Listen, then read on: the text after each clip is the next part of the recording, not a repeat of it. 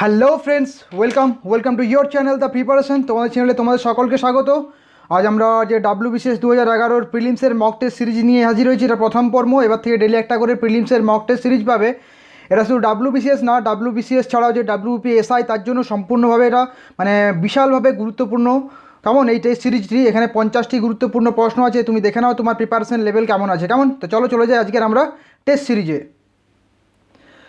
তো বন্ধুরা, যেটা বলছিলাম, এটা শুধু WBCS নয়, WBCS ছাড়াও WPSI তার জন্য সমানভাবে গুরুত্বপূর্ণ। কেমন? আর মূলত WBCSকে ফোকাস করেই এই প্র্যাকটিস সেটটি তৈরি করা হচ্ছে। এই সিরিজটি মূলত WBCSকে ফোকাস করেই, WBCS 2021কে ফোকাস করেই তৈরি করা হচ্ছে। কেমন? তো চলে যাই আজকে প্রথম প্রশ্নে কী আছে দেখো। প্রথম প্রশ্ন আছে কি, এই বছর মার্চ মাসে মোংলা পোর্ট পরিদর্শন করে ভারতের কোন দুটি নৌজাহাজ? প্রথমত বলে রাখি, মোংলা পোর্ট বাংলাদেশে অবস্থিত। অতএব প্রশ্ন এটাও আসতে পারে যে মোংলা পোর্ট কোথায় অবস্থিত। মোংলা পোর্ট বাংলাদেশে অবস্থিত এবং এই প্রথম ভারতের কোনো জাহাজ মোংলা পোর্ট পরিদর্শন করেছে। এবং কোন দুটি জাহাজ? অপশানগুলো দেখে সঠিক উত্তর হবে কি INS কুলিশ এবং INS সুমেধা। INS কুলিশ এবং INS সুমেধা এরা এবছর মার্চ মাসে মোংলা পোর্ট পরিদর্শন করে। দ্বিতীয় প্রশ্ন চলে যাই, 2011 সেন্সাস রিপোর্ট অনুযায়ী কোন রাজ্যের লিঙ্গ অনুপাত বা সেক্স রেশিও সর্বনিম্ন? 2011 সেন্সাস রিপোর্ট অনুযায়ী সেক্স রেশিও মিনিমাম কোথায় আছে?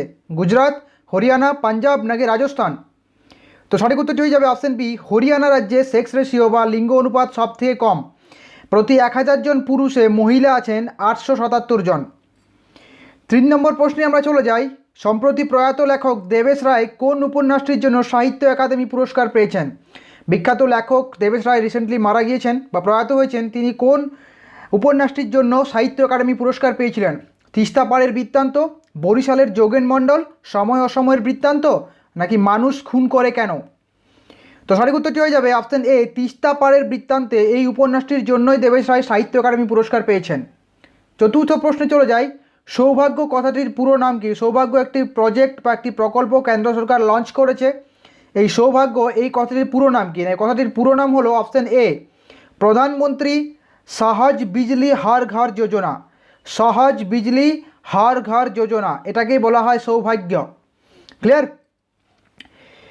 পঞ্চম প্রশ্নে চলে যাই, RFID কথাটির সম্পূর্ণ রূপ কি? রিসেন্টলি নিউজে এসেছে RFID, টেকনোলজিক্যাল নিউজে, এই রাডার সিস্টেমের জন্য, যে কথাটির সম্পূর্ণ রূপ কি? না, এই কথাটির সম্পূর্ণ রূপ radio frequency identification. Radio frequency identification, option A is the right answer. 6 নম্বর প্রশ্নে চলে যাই। তুমি দেখো যতগুলো প্রশ্নের আনসার পাচ্ছ সেটা অবশ্যই কমেন্ট করে জানাবে, আর ভালো লাগলে ভিডিওটিকে অবশ্যই লাইক করবে, আর যদি নতুন হয়ে থাকো প্লিজ চ্যানেলটাকে সাবস্ক্রাইব করবে। কেমন? আর কমেন্ট করে জানাবে আর কী রকমের ক্লাস চাইছো। 6 নম্বর প্রশ্ন কি, কোন মন্ত্রক মোবাইল অ্যাপ মৌসুম চালু করেছে? মৌসুম নামক একটি মোবাইল অ্যাপ লঞ্চ করেছে কোন মন্ত্রক? Ministry of earth science, ministry of পরিবেশ, মিনিস্ট্রি অফ হোম অ্যাফেয়ার্স নাকি ministry of science and technology? তো সঠিক উত্তরটি হবে মৌসুম অ্যাপ লঞ্চ করেছে ministry of earth science. Option A is the right answer. 7 নম্বর প্রশ্নে আমরা চলে যাই, সম্প্রতি কোন গ্রহে ফসফিন গ্যাসের অস্তিত্ব পাওয়া গেছে যা প্রাণের অস্তিত্ব ইঙ্গিত করে? কোন গ্রহে ফসফিন গ্যাসের অস্তিত্ব পাওয়া গেছে যেটি প্রাণের অস্তিত্ব ইঙ্গিত করে? মঙ্গল, শুক্র, শনি নাকি জুপিটার? তো সঠিক উত্তরটি হয়ে যাবে শুক্র গ্রহ বা ভেনাস গ্রহে ফসফিন গ্যাসের অস্তিত্বে পাওয়া গেছে। 8 নম্বর প্রশ্নে চলে যাই, যতীন্দ্রনাথ বন্দ্যোপাধ্যায়ের রামকৃষ্ণ মিশনে যোগদানের পরে কি নাম হয়? অত্যন্ত গুরুত্বপূর্ণ একটি রিসেন্ট নিউজে এসেছিলেন ইনি, যতীন্দ্রনাথ বন্দ্যোপাধ্যায়। রামকৃষ্ণ মিশনে যোগদানের পর তার নাম কি হয়? শ্রদ্ধানন্দ স্বামী, নিরালম্ব স্বামী, প্রণবানন্দ স্বামী নাকি ব্রহ্মস্বরূপ স্বামী? তো সঠিক উত্তরটি হয়ে যাবে অপশন বি, নিরালম্ব স্বামী। নিরালম্ব স্বামী, যার অ্যাকচুয়াল নাম যতীন্দ্রনাথ বন্দ্যোপাধ্যায়। 9 নম্বর প্রশ্নে চলে যাই, কোন বিদেশি অধিবাসীরা ভারতে দিনেমার নামে পরিচিত হয়েছিল? কোন বিদেশি অধিবাসীরা ভারতে দিনেমার নামে পরিচিত হয়েছিল? ওলন্দাজ, ডেনমার্ক, ইংরেজ নাকি ফরাসি? তো এটা হচ্ছে তোমার হোম টাস্ক, কমেন্ট বক্সে জানাও সঠিক উত্তর কী হবে। ক্লাসের শেষে আমি তোমাদের আনসার জানিয়ে দিচ্ছি। 10 নম্বর প্রশ্নে চলে যাই, চৈতন্য ভাগবত কে লেখেন? বিখ্যাত একটি চৈতন্য মহাপ্রভুর একটি গ্রন্থ চৈতন্য ভাগবত, তার রচয়িতা কে? কৃষ্ণদাস কবিরাজ, বৃন্দাবন দাস ঠাকুর, ত্রিলোচন দাস নাকি শ্রী চৈতন্য? তো সঠিক উত্তরটি হয়ে যাবে বৃন্দাবন দাস ঠাকুর চৈতন্য ভাগবত লিখেছিলেন। Option B is the right answer. 11 নম্বর প্রশ্নে চলে যাই, হিমোফিলিয়ার জন্য দায়ী জিনটি হলো? হিমোফিলিয়া একটি বংশগত রোগ, এর জন্য দায়ী জিনটি কোনটি? এক্স লিঙ্কড প্রচ্ছন্ন, এক্স লিঙ্কড প্রকট, ওয়াই লিঙ্কড নাকি অটোজমে অবস্থিত এই রোগটি, এই জিনটি? তো সঠিক উত্তরটি হবে হিমোফোলিয়ার জন্য দায়ী জিনটি হলো এক্স লিঙ্কড এবং প্রচ্ছন্ন, সেটা option A is the right answer. 12 নম্বর প্রশ্নে চলে যাই, কোন পাল রাজার সঙ্গে নালন্দা বিশ্ববিদ্যালয়ের ঘনিষ্ঠ সংযোগ ছিল? কোন পাল রাজার সঙ্গে নালন্দা বিশ্ববিদ্যালয়ের ঘনিষ্ঠ সংযোগ ছিল? তো সঠিক উত্তরটি হয়ে যাবে অপশন এ ধর্মপাল। ধর্মপাল নালন্দা বিশ্ববিদ্যালয়কে রিভাইভ করে এবং তিনি বিক্রমশিলা বিশ্ববিদ্যালয় প্রতিষ্ঠা করেছিলেন। এছাড়াও দেবপাল, ইনারও কিন্তু নালন্দা বিশ্ববিদ্যালয়ের ঘনিষ্ঠ সম্পর্ক ছিল। অতএব যদি দুজন অপশন থাকে তখন সঠিক উত্তর হবে ধর্মপাল, আর যদি ধর্মপাল না থাকে তখন রাইট আনসার হয়ে যাবে দেবপাল। 13 নম্বর প্রশ্নে চলে যাই। 13 নম্বর প্রশ্নে আমরা চলে যাই, 2020 সালে বিশ্ব দিবসের থিম কী ছিল? বিশ্ব দিবস বা আর্থ ডে এটি প্রতি বছর 22 এপ্রিল পালিত হয়। 2020 সালে এর থিম কী ছিল? সেভ নেচার, ক্লাইমেট অ্যাকশন নাকি to save the ozone layer নাকি কমব্যাট এয়ার পলিউশন? তো সঠিক উত্তরটি হবে climate action, option B is the right answer. 2020 সালে আর্থ ডে এর থিম ছিল ক্লাইমেট অ্যাকশন। কোন তারিখে পালিত হয়? 22 এপ্রিল, আর্থ ডে। 14 নম্বর প্রশ্নে চলে যাই, কোন দেশ কৃষ্ণ সাগরের উপকূলে প্রাকৃতিক গ্যাসের ভাণ্ডার আবিষ্কার করেছে? ব্ল্যাক সি বা কৃষ্ণ সাগরের উপকূলে ন্যাচারাল গ্যাসের এক বিশাল ভাণ্ডার আবিষ্কার করেছে কোন দেশ? বুলগেরিয়া, রোমানিয়া, তুরস্ক বা টার্কি নাকি জর্জিয়া? তো সঠিক উত্তরটি হয়ে যাবে তুরস্ক বা টার্কি ব্ল্যাক সির কাছে ন্যাচারাল গ্যাসের এক বিশাল ভাণ্ডার আবিষ্কার করেছে। Option C the right answer. 15 নম্বর প্রশ্নে চলে যাই, ঘরের মধ্যে ফ্রিজের দরজা খুলে রাখলে কি হবে? ঘর ঠান্ডা হবে, ঘর গরম হবে, ঘরের তাপমাত্রায় পরিবর্তন হবে না নাকি কোনোটিই নয়? তো সঠিক উত্তরটি হবে ঘরের মধ্যে ফ্রিজের দরজা খুলে রাখলে ঘর গরম হবে। Option B is the right answer. 16 নম্বর প্রশ্নে চলে যাই, নিচের কোন দেশকে বা অঞ্চলকে এলজিবিটি আইকিউ ফ্রিডম জোন হিসেবে ঘোষণা করা হয়েছে? এলজিবিটি আইকিউ ফ্রিডম এর হচ্ছে লেসবিয়ান, গে, বাইসেক্সুয়াল, ট্রান্সজেন্ডার ইনাদের একটা যে ফ্রিডম স্বাধীনতার জোন হিসেবে ঘোষণা করা হয়েছে কোন দেশ বা অঞ্চলকে? European Union, African Union, Canada নাকি সেন্ট্রাল আমেরিকা? তো সঠিক উত্তরটি হবে European Union recently LGBT IQ freedom zone হিসেবে ঘোষণা করেছে। 17 নম্বর প্রশ্নে চলে যায়, এইডস বা এইচআইভি ভাইরাস এক প্রকার কী ধরনের virus? DNA virus, RNA virus, উভয়ই নাকি যে কোনো হতে পারে? তো সঠিক উত্তরটি হবে এইডস রোগের যে ভাইরাস যেটা এই এইচআইভি ভাইরাস এটা এক প্রকারের RNA virus. Option B the right answer. আর কোভিড-19 যে ভাইরাস এটাও কিন্তু এক প্রকার আরএনএ ভাইরাস। 18 নম্বর প্রশ্নে আমরা চলে যাই, নিচের কোন উদ্দেশ্যটি প্রথম পরিকল্পনায় ছিল না? অর্থাৎ যে ফার্স্ট পঞ্চবার্ষিকী পরিকল্পনা, প্রথম পঞ্চবার্ষিকী পরিকল্পনায় কোনটি ছিল না? খাদ্যশস্য উৎপাদন বৃদ্ধি, সমষ্টি উন্নয়ন, ভারী শিল্পের গুরুত্ব নাকি মুদ্রাস্ফীতির চাপ কমানো? তো সঠিক উত্তরটি হবে ভারী শিল্পের গুরুত্ব এটি কিন্তু প্রথম পঞ্চবার্ষিকী পরিকল্পনায় ছিল না, কিন্তু বাকি তিনটে ছিল। 19 নম্বর প্রশ্নে চলে যাই, নিচের কোনটি রাসায়নিক পরিবর্তন? অপশানগুলো দেখো, রাসায়নিক পরিবর্তন হচ্ছে ইররিভার্সিবল, অর্থাৎ তুমি গিয়ে আবার ফিরে আসতে পারবে না সেই রকমের। সালফারের গলন, জলের স্ফুটন, সম্পৃক্ত দ্রবণ থেকে চিনির ক্যালাস প্রস্তুতকরণ নাকি সালফারের জ্বলন? তো সঠিক উত্তরটি হবে অপশন ডি সালফারের জ্বলন। যদি কোনো কিছু দহন প্রক্রিয়া হয় তাহলে সেটা অবশ্যই রাসায়নিক পরিবর্তন হবে, কিন্তু যদি মোমবাতি যদি বলা হয় যে দহন কী হবে সেখানে কিন্তু রাসায়নিক পরিবর্তনও হবে, আবার কিছুটা ভৌত পরিবর্তনও থাকবে আংশিক পরিমাণে। 20 নম্বর প্রশ্নে চলে যাই, মুদ্রাস্ফীতি কাদের পক্ষে সবচেয়ে বেশি লাভজনক? যদি মুদ্রাস্ফীতি বা ইনফ্লেশন ঘটে তাহলে সবচেয়ে বেশি লাভজনক কাদের ক্ষেত্রে? ঋণদাতা, বেতনভোগ, ঋণ গ্রহীতা নাকি শ্রমিক শ্রেণী? তো সঠিক উত্তরটি হয়ে যাবে অপশন সি ঋণ গ্রহীতা, এদের ক্ষেত্রে মুদ্রাস্ফীতি বা ইনফ্লেশন কিন্তু লাভজনক। 21 নম্বর প্রশ্নে আমরা চলে যাই, কত সালে কংগ্রেস নির্বাচনে অংশগ্রহণ করে? কংগ্রেস প্রথম নির্বাচনে অংশগ্রহণ করে কত সালে? 1937, 38, 1939 নাকি 1940? তো সঠিক উত্তরটি হয়ে যাবে অপশন এ 1937 সালে কংগ্রেস প্রথম নির্বাচনে অংশগ্রহণ করে। 22 নম্বর প্রশ্নে চলে যাই, প্রথম কোন ভারতীয় এশিয়ার ফেড কাপ হার্ট অ্যাওয়ার্ড পেয়েছেন? এটা 2021 সালে পেয়েছেন। এশিয়ার ফেড কাপ হার্ট অ্যাওয়ার্ড পেয়েছেন 2021 সালে কে? লিয়েন্ডার পেজ, সানিয়া মির্জা, মহেশ ভূপতি নাকি রোহন বোপান্না? তো সঠিক উত্তরটি হয়ে যাবে Sania Mirza. Option B is the right answer. 23 নম্বর প্রশ্নে চলে যাই, মানবদেহে কালাজ্বরের অসুখ হয় কার কামড়ে? নিম্নলিখিত অপশানগুলো আছে, তার মধ্যে কার অসুখে কালাজ্বরের অসুখ হয়? কালাজ্বরকে কিন্তু দমদম ফিভারও বলা হয়। স্ত্রী অ্যানোফিলিস মশা, সেসি ফ্লাই, স্যান্ড ফ্লাই নাকি কোনোটিই নয়? তো সঠিক উত্তরটি হবে sand fly. Option C is the right answer. আর কালাজ্বরের অসুখ কি? ইউরিয়াস্টিবামাইন। 24 নম্বর প্রশ্নে চলে যাই, জেরপ্থ্যালমিয়া রোগে কোন অঙ্গ আক্রান্ত হয়? দেখো, জেরপ্থ্যালমিয়া যে রোগ, এটা কিন্তু ভিটামিন এ এর অভাবে হয়, এ ভিটামিনের অভাবে হয় জেরপ্থ্যালমিয়া রোগ। এই রোগে কোন অঙ্গ আক্রান্ত হয়? অপশানগুলো নিশ্চয়ই পড়া হয়েছে। তো সঠিক উত্তরটি হবে চোখ। দেখো, জেরপ্থ্যালমিয়া রোগে কিন্তু চোখ ভীষণভাবে আক্রান্ত হয়, সিরিয়াসলিভাবে ড্যামেজ হয়ে যেতে পারে। 25 নম্বর প্রশ্নে চলে যাই, ব্রহ্মপুত্র নদী ভারতের কোন দুটি রাজ্যের মধ্য দিয়ে প্রবাহিত হয়েছে?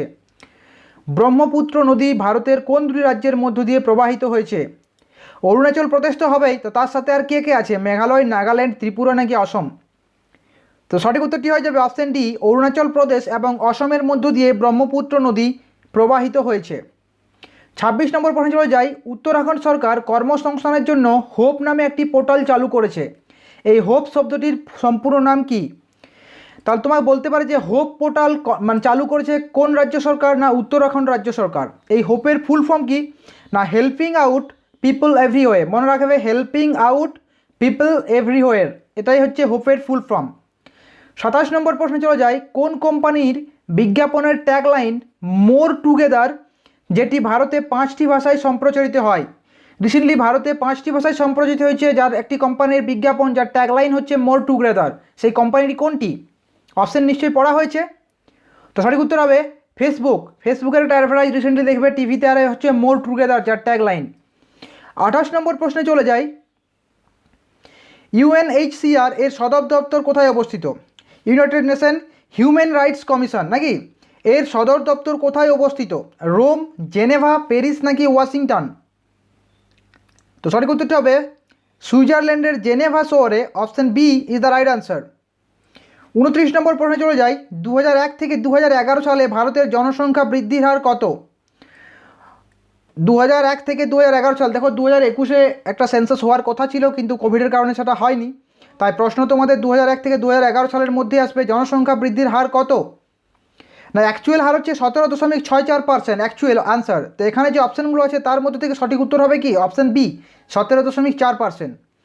30 নম্বর প্রশ্নে চলে যায়, কাবেরী ওয়াটার ম্যানেজমেন্ট অথরিটি গঠিত হয়েছে নিচের কোন রাজ্যগুলির মধ্যে জলবন্টন নিয়ে বিবাদের মীমাংসা করার জন্য?